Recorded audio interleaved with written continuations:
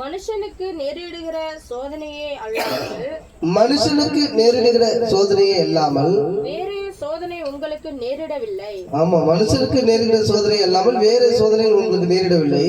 தேவன் உண்மை உள்ளவராய் இருக்கிறார். தேவன் எப்படி இருக்காரு? உண்மை உள்ளவராய் இருக்கிறார்.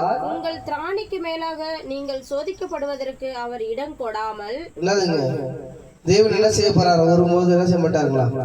திராணிக்கு மேலாக நம்ம என்ன செய்யப்பட மாட்டாரா? சோதிக்கப்படுவதற்கு. ஆமா, நம்ம திராணி தெரியுமா? நம்ம எவ்வளவு தூரம் தாங்குவோம், நம்ம எவ்வளவு தூரம் நடப்பாங்கிறது யாருக்கு தெரியும்? நம்ம தேவனுக்கு தெரியும். அப்ப நம்ம திராணிக்கு மேல நம்ம ஏசப்பா என்ன செய்ய மாட்டாங்க? ஒரு பொழுதும் நம்மளை சோதிக்க மாட்டாங்க. ஆனா நம்ம எடுத்து வச்சுப்போம் திராணிக்கு மேலாக, அதான் செய்வோம். தேவன் ஒரு பொழுது திராணிக்கு மேலாக நம்மளை சோதிக்கப்பட விட மாட்டாங்க. ஆனா திராணிக்கு மேலாக நம்ம என்ன வச்சுப்போம்? உலக சிற்றின்பங்களையும் உலக ஆசபாசங்களையும் உலக காரியங்களையும் நம்ம பூந்துக்கிட்டு என்ன செஞ்சுப்போம்?